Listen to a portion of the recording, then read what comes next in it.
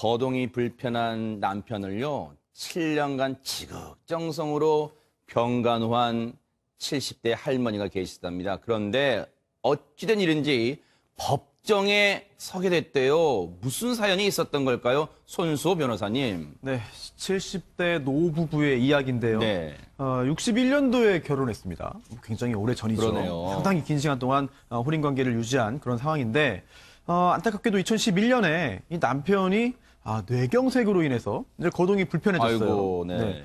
그런데 그 후에 이 아내가 이 남편을 아주 극진히 이제 네. 간호했습니다. 아무 문제 없이 네. 굉장히 긴 시간 동안 간호를 해오던 중이었는데요. 네. 또 심지어 단순히 그냥 뭐 돌보는 정도를 넘어서 매일같이 관장을 이제 해줘야 될 아이고, 정도로 몸이 굉장히 심하게 안 좋으셨군요, 진짜. 그렇습니다. 네. 그런 상태에서 열심히 병 간호를 했는데 네. 그런데 더더욱 안타까운 일이 생겼죠. 아하. 그럼 올해 1월에 네. 이 아내가 네. 이 거동이 불편한 그 남편을 살해했습니다. 아이고, 어쩌다가요, 아이고. 네, 네. 이 70대 아내가 이 남편을 흉기로 살해한 그런 끔찍한 아하. 일이 올해 1월에 발생했습니다. 아니, 오윤성 교수님, 7년 정도 정말 몸이 불편한 남편을 지극정성 병수발했던 이 아내분이 왜 이런 끔찍한 일을 저지른 겁니까? 그게 이제 그 병수발을 정말 이 여성의 입장에서는 그 치매 상태임에도 불구하고 아하. 아주 이제 그 정성을 다해서 했는데요. 네. 아마 이제 이 남편, 이번에 이제 피해자가 된 이 남편 같은 경우는 평소에 아마 이 그 자기 부인에 대해서 폭력이라든가 이걸 좀 사용을 했던 사람 같아요. 그래가지고 이 자기가 어떤 그 병수발을 받는 입장인데도 불구하고 네. 지팡이를 뭐 이용을 해서 폭행을 하거나 아이고. 또는 뭐 성적으로 모욕을 하는 그런 여러 가지 그 얘기를 해서 아하. 상당히 그 이 가해자인 이제 이 부인이 스트레스를 많이 받았다고 합니다. 네. 그래서 그 지금 이제 이것이 우발적 살인이냐 뭐 계획적 살인이냐라고 하는 것을 우리가 구분하는 것은 중요한 것이 이제 그 당시의 정황이거든요. 네. 그래서 이제 그 정황을 보게 된다면 이 가해자인 이 부인이 네. 주방에 있는 그 흉기를 사용을 해서 이제 범행을 했고 네. 또 하나는 그 범행을 하고 난 이후에 바로 신고를 해가지고 자수를 했단 말이죠. 그것을 보게 되면은 네. 이 그 가해자가 처음부터 계획적으로 살해를 하려고 마음먹은 것은 아닌 것 같고요. 아하. 그 과정에서 어떤 그 폭발적으로 어떤 분노가 나서 네. 거기에서 살해를 한 것으로 그렇게 보입니다. 네.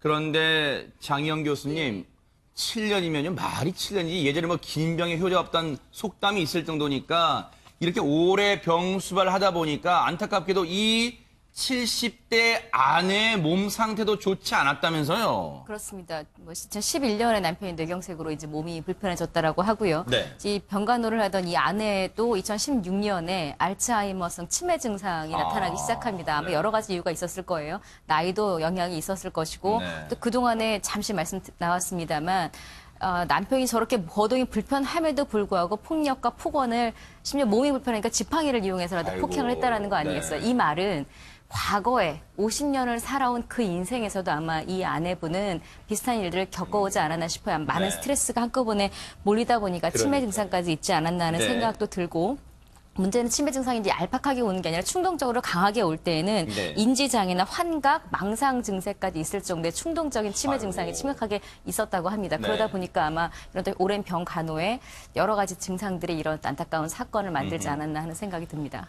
그런데 이제 시청자 여러분께 한 가지 오해는 마시라는 게 이 행동, 70대 아내의 행동을 두둔하는 게 그럼요. 아닙니다. 그런 뜻은 아니고 일단 이 아내분도 사정이 딱하기는 그 생활상이 최명규 의원님 딱한 상황에 처했다는 생각이 듭니다. 네, 일단은 우리 그 남편분께서 네. 원래 만약에 이런 약간 공격적인 성향이 있었을 수도 있지만 네. 사실은 뇌경색 이후에 발생했을 가능성도 있습니다. 아하. 우리는 뇌경색이면 몸을 못 움직이면 생각하게 되는데요. 네. 뇌경색은 뇌의 일부에 영향을 주기 때문에 네. 뇌경색으로 인해서 더욱 참을성이 없어지고 네. 더욱 더 충동적이 되고 아하. 또 본인의 기억력이 떨어지다가 보니까 네. 본인이 일종의 망상이 생기기도 합니다. 그런 경우에는 이제 이게 설득하고 얘기하고도 안 되기 때문에 우리 할머니 입장에서는 더욱더 괴로우셨을 거고요. 그런 다음에 할머니가 아마 치매가 있었을 때는 할머니는 아마 여러 가지 입장이 교차했을 겁니다. 첫 번째는 본인이 현재에 있어서도 치매가 되다가 보면은 간병을 하는 게 너무너무 힘듭니다. 옛날에는 잊어먹지 않고 하던 일을 점점 잊어먹게 되는 거거든요. 네. 그러다가 보니까 간병이랑 업무 자체가 벅차다 보니까 감정적인 부분을 일으키게 되고요. 그러다가 보니까 내가 만약에 더 치매가 심해지게 되면은 이 사람을 어떻게 해야지 할게 됐을 때는 자신도 모르게 이거를 내가 뭔가 종교를 짓고 끝을 내야 되겠다는 생각을 갖다 하게 되는 부분도 네. 있고요. 그러다 보면 이분은 치매 초기에 더해서 더 우울해졌을 겁니다. 그러다가 보면은 감정 조절은 더 어렵게 되는 거고요. 네. 그러다가 보면 우린 이런 생각을 하게 됩니다. 아, 이렇게 모시기가 힘들면은 네. 그냥 시설이나 병원으로 뭔가 다른 도움을 청하면 되지 왜 이 할머니는 이랬을까 하게 되는데 그게 바로 인지기능 장애, 우울증이 겹치게 되면 문제 해결 능력이 거의 제로가 돼서 없어지기 때문에 이런 일이 생기게 된 겁니다. 그리고 아마 이런 생각도 들 거예요. 남의 집 사정이니까 쉽게 얘기할 수도 있는 거예요. 아니 그거 시설에 맡기면 되지 왜 이렇게 7년간이나 병수발했을까? 하지만 그 상황을 모르고 우리가 너무 쉽게 말해서는 안 되겠다 이런 생각도 해봅니다. 그런데 오윤성 교수님, 물론 이 7년간 병수발하면서 이 아내분도 다시 한번 말씀드리지만 제가 이 범행을 두둔한 게 절대 아닙니다. 그런데 환각, 이런 망상, 이런 장애까지 이 아내분이 앓게 됐어요.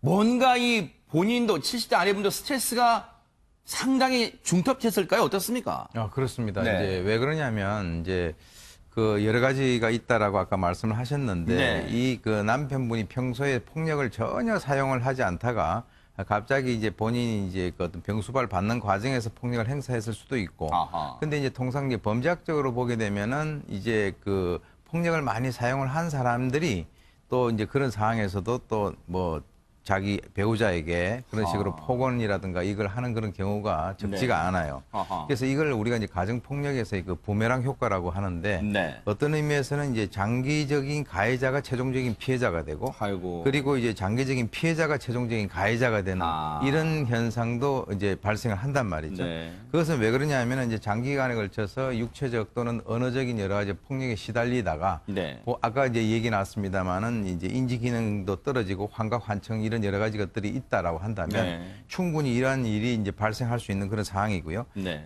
지금 이제 많은 사례들이 있는데 청주에 보면은 그 여자 교도소가 있어요. 아하. 거기에 가 보면 그 이 여성들이 살인을 한 그 대부분의 피해자들이 남편인 경우가 상당히 많습니다. 그래서 이제 여성들은 남을 살해를 한다는 것이 주로 이제 이 가정 문제에 있어서의 남편 살해들이 많다라고 하는 이런 사실들을 봤을 때 이 그 가정에서의 그 부부 관계에서의 이런 여러 가지 어떤 불행들이 적지 않다라고 우리가 이제 예측을 할 수가 있겠죠.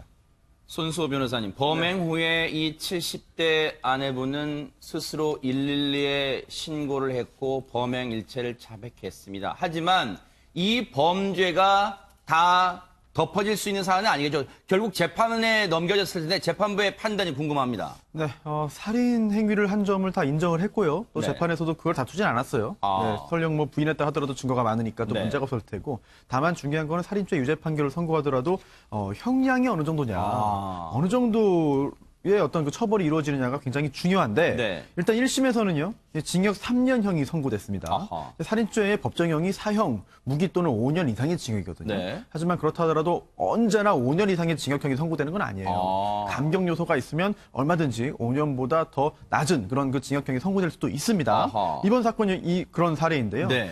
병간호를 장기간 홀로 감당했는데 그런데도 남편으로부터 이제 폭언도 듣고 또 폭행도 당했다. 아하. 그런 게 반복되자 이제 극심한 스트레스 상황이 있었고 결국은 이제 본인의 그런 그 치매 증상이 악화된 것으로 보인다. 네. 또한 우발적 범행이다. 네. 라는 점 등을 종합해서 네. 결국은 1심에서는 징역 3년형이 선고됐습니다. 그런데 이게요, 이 재판이 1심에서 끝난 게 아니었습니다. 2심까지, 즉 항소심까지 가게 됐는데 항소심 재판부의 판단은 뭐였을까요, 손 변호사님? 사실 1심에서 징역 3년형이 선고됐는데요.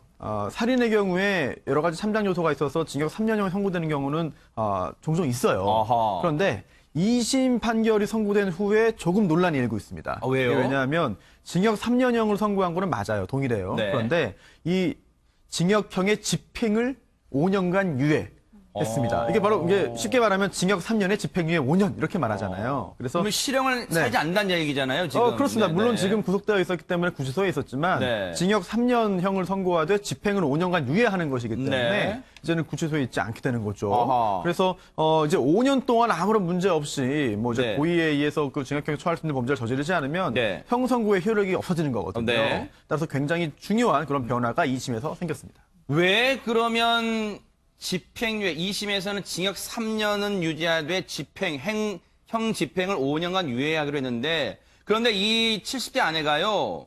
손 변호사님, 이 재판 과정에서 당시에 나는 상황 판단을 제대로 못하는 심신 상실의 상태였다. 뭐 이렇게 주장했다면서요. 네, 1심에서도 그렇게 주장했죠.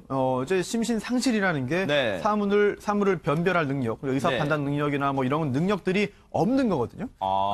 그런 능력이 아예 없었다면 이건 책임이 전혀 없기 때문에 벌하지 않도록 규정되어 있어요. 아하. 그런데 1심, 2심 재판부에서 이거를 받아주진 않았습니다. 심신 상실은 아니다. 판단력이 있는 상태였다. 판단력이 있었다. 하지만 판단력이 있지만 네. 이 판단력이 부족한 상태라고 본 겁니다. 아하. 네, 그래서 징역형을 선고했는데 네. 하지만 2심 재판부는 네. 1심과 달리 이렇게 징역형을 선고하면서 뭐 이제 그 피고인의 그 연령, 뭐 그동안의 어떤 행위, 네. 뭐 환경, 가족관계, 전과 뭐 이런 여러 가지 그 범행 후에 그 실제로 그 스스로 신고했다는 점 이런 거를 고려할 때 유죄는 유죄지만 네. 또 이 판단력이 있었지만 네. 이게 형이 징역 3년 실형 선고와서 교도소에 3년 복역하게 하는 건 너무 무겁다라고 네. 생각을 해서 집행유예 5년을 붙였습니다. 네. 물론 범죄 자체는 용서받지 못할 행동이었지만 그래도 법에도 눈물이 있다는 걸 보여준 이 판결이 아니었나 이런 생각도 해봅니다.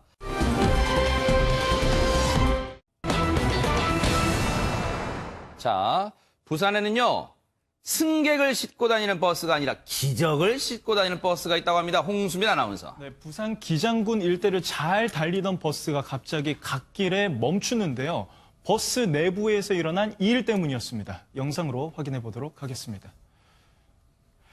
네, 한 시내버스 내부 CCTV 모습입니다. 지금 한 할머니가요, 그 의식을 잃은 할아버지의 몸을 주무르고 있습니다. 이 심각한 일이 일어난 것을 눈치챈 버스 기사가 갓길에 차를 세우고요. 그 승객에게 119 신고를 부탁을 하고 할아버지한테 다가가서 심폐소생술을 바로 실시합니다. 어허. 다급했을 법도 한데 침착함을 잃지 않고 계속 가슴을 반복적으로 누르고 있어요. 어허. 1분 만에 기적이 발생했습니다. 의식이 돌아왔나요? 지금? 할아버지의 의식이 돌아왔습니다. 아하. 그리고 나서 주변의 시민들과 함께 할아버지를 네. 다시 자리에 앉히고 할아버지의 상태를 주시하고 있습니다. 아. 옆에 시민도 도왔어요. 네. 갖고 있던 물을 전달하는 모습입니다. 아하. 버스기사가 물을 할아버지한테 전달을 하고요. 네. 잠시 후에 119 구조대원이 이 버스로 도착을 했는데 아하. 이때 이미 할아버지는 의식이 깨어있던 상태였던 거죠. 이야, 저 순식간에요. 빠른 판단을 하신 버스 기사님 덕분에 자칫 화를 당할 뻔한 어르신이 의식을 되찾았습니다. 당시 심폐소생술을 하셨던 버스 기사님 얘기 들어보고 이어가 보도록 하겠습니다. 만져도 감각도 없고 숨도 안 쉬고 얼굴도 창백하고 입술이 시풀어 변해 이해 안 되겠다 싶어 살려야 되겠다 싶은 생각에 바닥에 바로 눕혀서 앞으로 이런 일이 생긴다면은 좀 잘 되겠죠. 이제 긴장도 안 하고 당황도 안 하고. 버스 안에서 승객이 쓰러져 숨을 안 쉬는 것 같다고 119에 신고가 들어온 상황이었고 현장 도착 당시 환자는 앉아있는 상태였으며 자, 저 버스 기사 김창석 기사님, 혹시 장 교수님 네. 의사 출신이신가요, 혹시? 아니에요. 아하. 버스 회사에서 버스 기사들을 상대로 이런 응급 상황을 대비를 해서 심폐소생술 교육을 받은 상태였습니다. 하지만 사람이 교육을 받는다고 당장 실행할 수 있다는 건 아니에요. 물론 그런 어떤 의무감을 느낄 수는 있겠습니다만 앞에서 이렇게 입술이 파랗게 질려 있었다는 건 보는 사람도 약간 공포감을 느낄 수 있거든요. 숨을 거둘 수 있다는 그 네. 상황에 119 신고까지는 할 수 있어도 직접 내가 아무리 배웠다 한들 사람에게 심폐소생술 한다는 건 사실은 대단한 용기가 필요했던 아하, 것이고 그렇죠. 저도 아까 그 기적이라는 표현을 썼습니다만 사실은 좀 하늘도 돕지 않았나 하는 생각도 드는 게 1분 만에 어쨌든 이분은 숨을 쉬었고 네. 119가 왔을 때는 이미 앉아 계셨다고 했잖아요. 네. 긴급 상황을 전 목숨을 구하신 거예요. 그래서 사실은 이런 훈훈한 일이 벌어질 수 있었고 몇 주 전에 대전에서도 한번 버스 기사가 이런 일이 그랬었죠, 네. 훈훈한 사건이 있었죠. 그래서 네. 아마도 이제 버스 기사분들이 이런 것들을 배운 걸 이렇게 몸소하면서 많은 네. 공감이 되고 있습니다만 한편으로는 버스 기사님들 그럼 조금 더 급여라도 올려주시면 아, 어떤 정말 이런 또 좋으신 특별한 말씀. 일까지 네네. 함께 하시니까요. 그래서 어쨌든 참 훈훈하게 네. 예, 마무리가 됐습니다. 그런데 오윤성 교수님 앞서 버스 내부의 폐쇄로 CCTV 화면을 보니까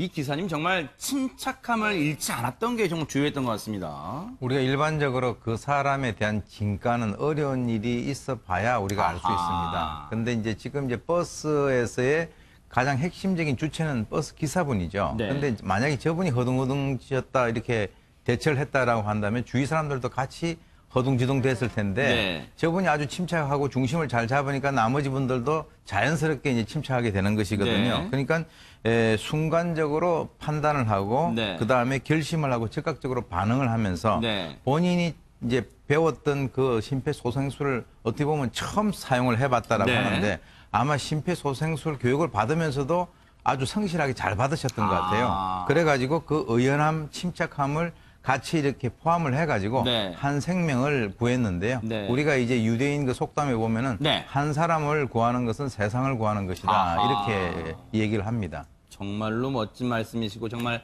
아마 이 사건에 이 일에 와닿는 말씀이 아니신가 이런 생각을 해봅니다. 정말로 여러분 부산에 계신 분들요.